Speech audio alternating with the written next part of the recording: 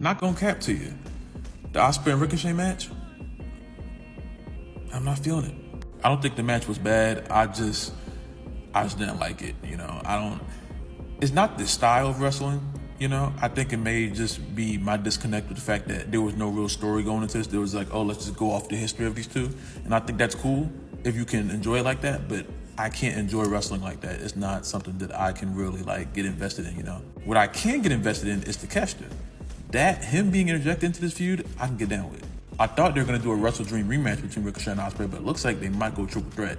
And that might be even better than this match. The only thing I ask AEW to do is just give me some story, give me some direction. I'm not a person who can just say great match and just continue. I can't enjoy wrestling like that. It doesn't work for me. Part of me envies the people that can just say, oh, great match, and then move on. I can't do it. So hopefully AEW can tell a little bit of a story so I can get more invested into this so Wrestle Dream can be that much better of a match. I think this is AEW's Bloodline story. The way they're trying to get Wheeler Yuta to fall in line with the whole BCC, I'm 99% sure Mox is going to be the one to beat Bryan. Shane McMahon's going to come out. He's going to say, I've been controlling Mox, as Mox is controlling BCC to attack Bryan.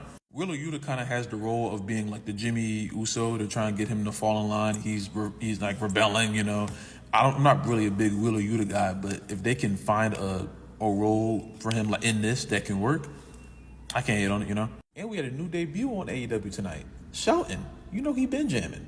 The new member of the new Hurt Business. I think they're called the Hurt Syndicate in AEW. I think that's what the name is. I'm not really sure. It's always great to see the gold standard. You know what I'm saying? I hope they do this stable justice because Vince McMahon destroyed this stable not once, but twice. So hopefully someone can do it justice because if Tony Khan messes up too, I'm going to say a bunch of bad words that I shouldn't say. So I'm going to just hope that this goes the right way.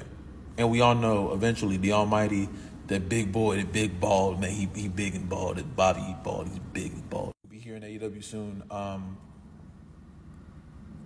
would be lying to y'all if I said that I wasn't worried about him in AEW because, again, a lot of these new debuts, when Tony Khan brings them in, they're hot for a little bit and then they just fall into a little fold. So hopefully they do something with him. You know what I'm saying? I don't want to see him just beating people or jobbing the people that he shouldn't be jobbing to.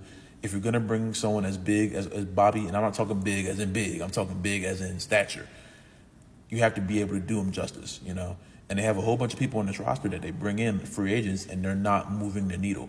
Bobby can be someone to move the needle. So you have to be able to put him in a position, him, MVP, and Shelton, in a position to succeed, I don't want them to be hot for a month and then we come back around Christmas time or something like that and they're just running around Collision or Ring of Honor. I don't want to see that. So hopefully this all goes well.